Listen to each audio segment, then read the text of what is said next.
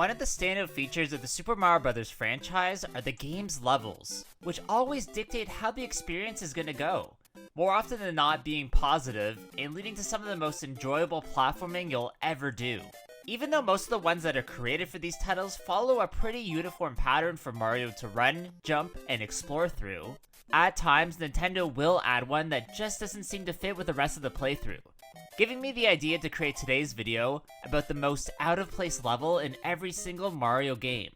Not necessarily meaning they're bad or good, but they just stick out enough for me to mention them. Oh yeah, before I get started on this fun video, my name is Copycat, and if you haven't yet, then please subscribe to my channel. I'm almost at 175,000 subscribers, and with your help I can get there in no time. The very first game to come out in the mainline franchise is Super Mario Bros. For the Nintendo Entertainment System in 1985, where in my opinion, one type of stage that really could be considered out of place are the jumping cheap ones in World 2-3 and 7-3. These are both athletic stages where the fish-based foe literally jumps out of the water from the void at the bottom of the screen in an attempt to damage you or at least slow you down. If you aren't powered up with a Fire Flower and can easily clear them with your fireballs, then you're just going to have to outrun them, which is way more simple than it looks. Especially as there's a lot of platforms to jump between that again, take place over a void, so if you fall in, you die. I'm really not sure what's making these things jump out of the water, or if they just act this way on their own for some unknown reason. But whatever it is, they're very different from the rest of the levels, and are definitely worthwhile to show off in this video. The second of the original NES trilogy will be released in North America in October of 1988. Having a couple levels I really want to talk about in the context of this video, kicking things off with World 6-2. This one takes place over a series of enormously large gaps where the only way to get across them is to ride on the backs of the albatross bird enemies, and at times needing to jump between them to get a bit higher on the screen. This is a huge jump, honestly no pun intended, in difficulty as it's one of the only places in the game that uses this type of mechanic through its entirety. So if you aren't careful and really think about your pathing, then you'll fall many times and therefore lose many lives. The other level I really do want to mention is the final of the game, Wart's Castle, World 7-2, mainly because it doesn't follow a set forward path like many others do in this entry. Instead, it acts more like a maze / choose the right door type of deal, where if you don't know the right path, you will have a lot of trouble in navigating through the mini enemies and obstacles that can kill you. If you do know the right way, you still have to get through a ton of Sparks, Sniffets, Shy Guys, Bob-Ombs, Fiery Spewing Panzers, a Birdo, a Key Protecting Phanto, a very aggressive and kinda creepy Mask 8, as well as the big bad boss Ward of course, which is the final fight of this game. The final of the original NES trilogy will come out in Western markets in February of 1990, actually having many odd levels that I could show off, but really the most interesting ones to me are some of the mini fortress stages found throughout the different worlds. With there being a lot, so I'm just going to quickly list each one off and what their standout features are. These include the first fortress of World 3, which contains a puzzle where you have to choose the right doors to go through to move forward. The second fortress of World 3, that is in the style of an underwater ghost house needing to swim around a bunch of weird stretch boo foes. The World 4 one, where you have to use the very strange directional blocks to maneuver upwards while avoiding a bunch of obstacles and enemies. The first of World 6, which is completely covered in ice, meaning each platform you move on is slippery, so you really need to use your wits or you will die. And lastly, the first of World 7, which is a coin-based stage where you have to find a hidden switch so you can bonk it and uncover the secret doors and get the power-up so you can fly to the top of the screen to get to the final boss. A level design feature I'm sure confused many without a guide. Even though all of these are weird and don't really fit with the rest of the levels, one that always stuck out to me as something special is the World 5 Tower stage, as it's less of a stage and more like a pathway between one part of the world and another. This takes you from the ground to the clouds of Skyworld, needing to progress up the tower to find the exit to the clouds.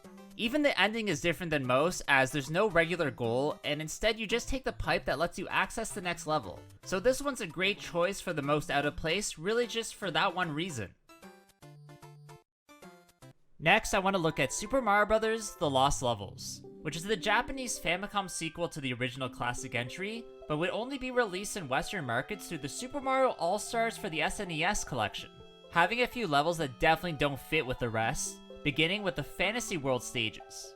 also known as World 9. These are unlocked after beating the game without warping, at least in the SNES version, and contain a weird twist in each one of them that really gives the player a surprise, whether it be enemies in spots they're not supposed to be, or platforming features that shouldn't exist.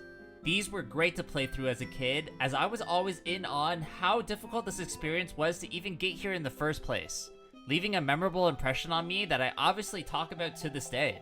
The only other level I sorta want to mention is World C3, mainly due to the wind gust features mixed with the super spring, where you get launched so high above the screen and travel so far forward that you really don't know where you're gonna land. This makes this level really hard to complete if you aren't patient, so expect to die a bunch of times in this really weird challenge. The first handheld game to come out in the series is Super Mario Land for the Game Boy in 1989. Having two quite obvious out-of-place levels that I've talked about at length in many videos in my channel's past, and the vehicle-based ones of World 2-3 and 4-3. In 2-3, you're in a submarine and have to fight a horde of underwater-based foes on your way to the Dragon Zamzu battle, being able to shoot missiles in front of you as your only means of doing damage. In 4-3, you're in an airplane and have to make your way through airborne foes, eventually coming across the alien Tatanga, which is the hardest part of this game by far. Other than these two classics, the other levels I want to mention are the ones that involve having to platform on top of the moving rocks, here known as the Ganshin. This can happen in World 3-1, 3-2, and even during the boss battle against the Hoi of World 3-3, in all instances needing to skillfully jump on, and even between them as they move, which really is easier said than done. Nothing else to say about this game, as it is quite rudimentary in today's standards, but still very different when compared to other games in the franchise.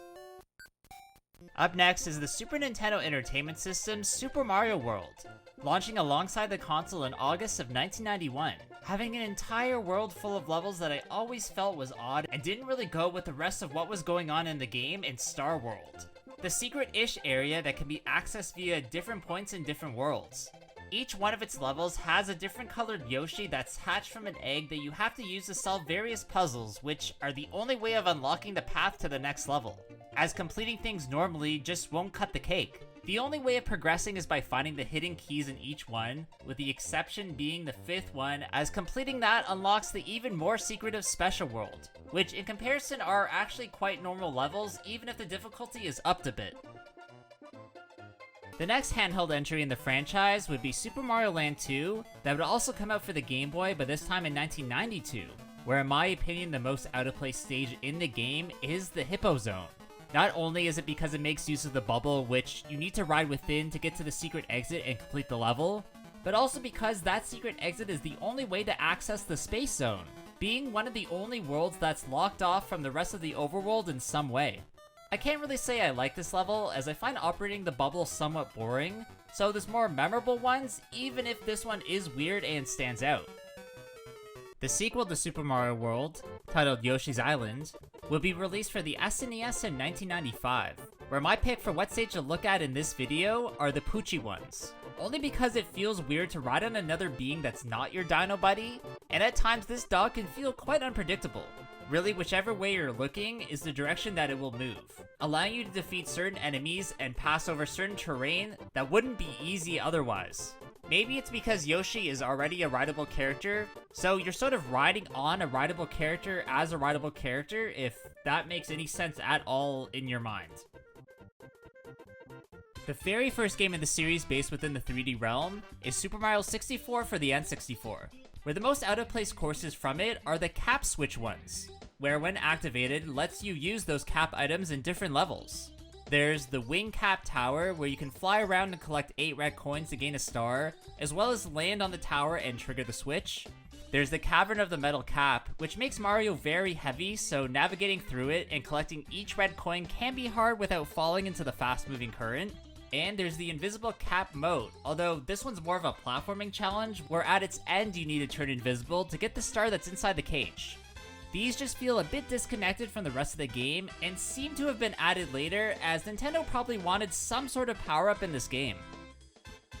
Another game released within the 3D realm is Super Mario Sunshine for the GameCube in 2002, where here I decided to choose an entire course that always seems super odd and out of place for a Mario platforming entry in Serena Beach.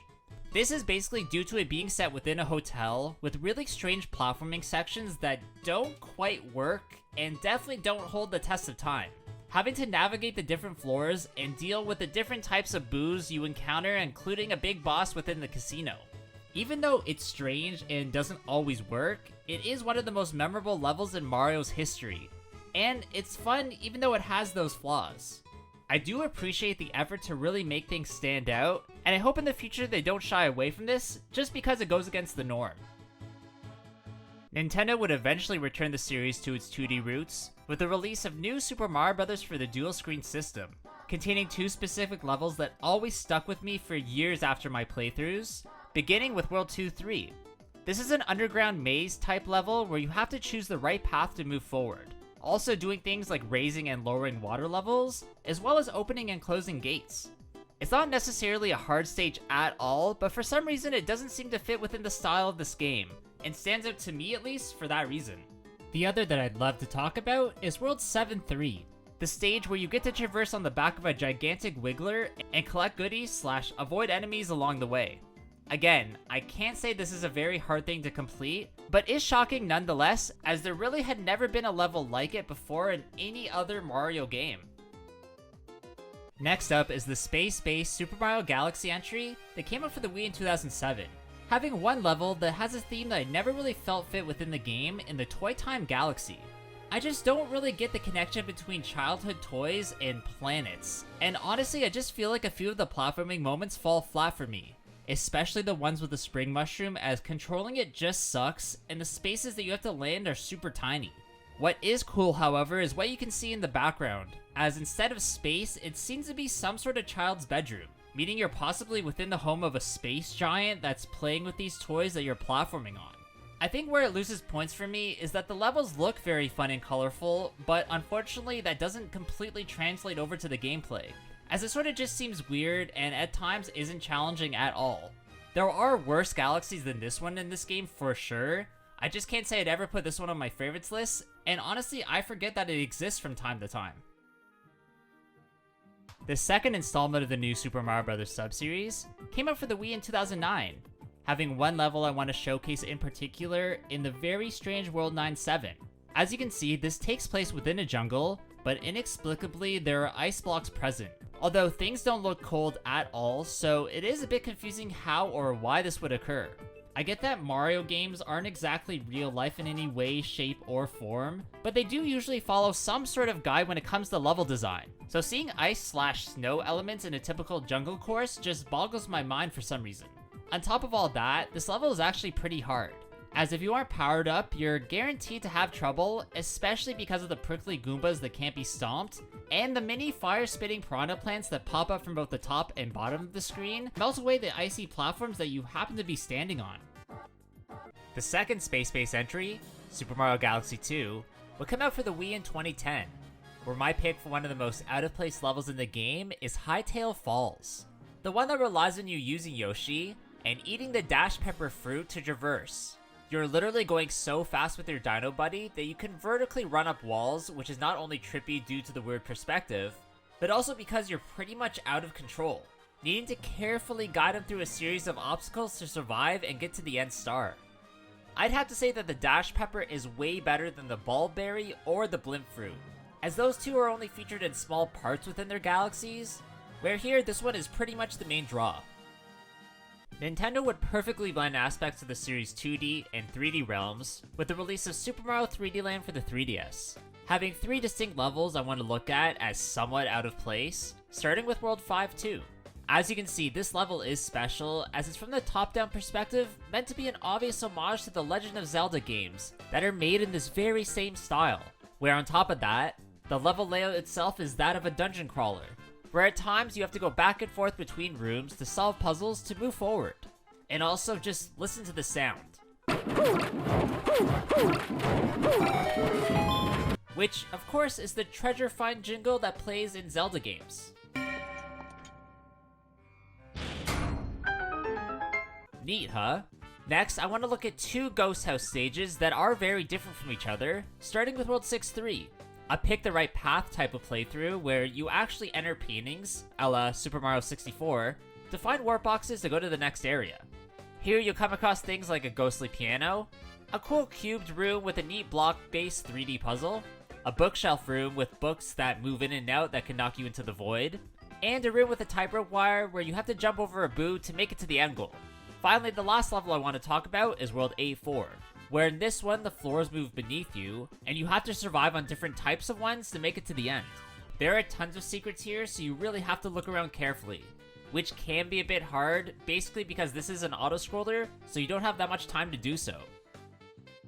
The next installment of the new Super Mario Bros. Sub-series came out for the 3DS, and oddly was titled as the second, even though it's technically the third, where the most out-of-place levels from the somewhat boring game are the DLC ones. Introduced to really up the quality of the gameplay, as what was put on a release date was just substandard. This is one of the only times Nintendo would ever release official DLC levels for a Mario title, here coming in the form of packs within the Coin Rush mode. This includes ones like the Gold Rush pack, which is a great way to gain tons of coins, although it is a bit of a letdown as at the time I wished for something that wasn't based on coins, as this is just a coin-based heavy entry. The Coin Challenge Pack A, which, if you haven't guessed it, is just more coin-based levels. The Nerve Wreck Pack, which was actually quite a hard experience when it came out, and I had some trouble completing it. The Gold Mushroom Pack, which is, if you guessed it, another easy one with coins, wow. The Coin Challenge Pack B, which is actually slightly harder with a cool ghost house, an aerial stage, and ending with a castle. The Gold Classic Pack, which is really cool as it brings back a few retro levels and ideas that I love. The Coin Challenge Pack C, which is, you get it at this point. The Platform Panic Pack, which all has platforming-based challenges where you have to ride something over some sort of hazard to stay alive or, of course, die. The Mystery Adventures Pack, which is full of really weird and wacky levels, especially the flying question mark box part. And finally, the Impossible Pack, where its name does not disappoint, as some of these stages truly feel impossible to beat, to the point where I can't say I've even completed them easily ever. The final installment of the new Super Mario Bros. Sub-series first came out for the Wii U, and later would be re-released in deluxe version on the Switch, where I want to look specifically at the coin battle courses that you can play with your friends as sort of an extra game mode. Here, you have to make your way through different levels while collecting as many coins as possible, trying to get more than your opponents, as that's a clear indicator of who's winning. Most of these are based off of stages in the base game, but made to better suit this type of gameplay. So they do feel a bit off, but that's only due to the coin collecting reasons and the fact that you aren't exactly working together. Nothing too much else special to say about them, it's just a cool thing Nintendo tried to do that unfortunately didn't catch on too much. For Super Mario 3D World, I have to talk about one of my favorite levels in the Mystery House Marathon stage. Being so different from everything else, it almost amazes me that they included this in the first place. Here, you have to gain 30 green stars in dozens of unique rooms where you have to complete some sort of puzzle or defeat some sort of enemy in a very strict time limit, where if you run out or die, you have to go back to the last checkpoint, which are few and far between. Most of these should be easy enough to complete, but the small amount of time really does mess with you, and forces you to panic in a few situations you usually would be patient. Now, another type of level I really should mention before we move on is one that completely changes the game's mechanics in the Captain Toad ones, where here you're unable to jump and you have to rely on a limited amount of movement and a few items to get to the end. Initially when I played through these, I was confused why Nintendo would even create such a strange, interesting sub-game mode in an already fleshed out game. But at least it did lead to the creation of Captain Toad's Treasure Tracker, which in my opinion is a very fun game that doesn't get the love I think it deserves. Up next is the absolutely massive Super Mario Odyssey for the Nintendo Switch, containing one kingdom that really does not fit at all, as it looks and feels like it's been ripped directly from a JRPG in the Rune Kingdom. Not only that, but this place is home to a literal dragon that you have to face off against that for some reason is working for the big bad Bowser. A surreal moment that really cements this game as one of the best in the series. Even though that is cool, there is a big downside in that the kingdom is extremely small, being actually one of the smallest stages in the entire game with not many places you can go other than the beginning and the boss fight area. Now, it's not as bad in terms of level design as the Cloud Kingdom, it's just that there's less to do here, and that unfortunately docks it a lot of points on the goodness scale. The Bowser's Fury game mode is an extremely different experience to begin with, so choosing an out-of-place area from it was a bit of a tough task. But in the end, I settled on a spot I always found a bit off in the Lucky Isle. This is a floating island that moves around Lake Lapcat that's only unlocked once you've beaten the main game. Also only appearing if Fury Bowser is present, so you have to go to it and collect the shines under attack from the out-of-control King Koopa. Once in a while, this isle will cross a spot on the map that's high enough that allows you to reach it. So it's not exactly an easy place to get to, even though the shines are just there out in the open, needing good timing and having to ensure that you won't die from any attack. The final game of this video, and the most recent to come out in the franchise, is Super Mario Bros. Wonder for the Nintendo Switch, where I want to show off a few of the break time levels, really focusing on the Toon ones as I just found the gameplay of them odd and kind of easy/boring to the point where I don't know why they were included. All you have to do here is jump and collect the flower tokens as a little song plays as you get each one.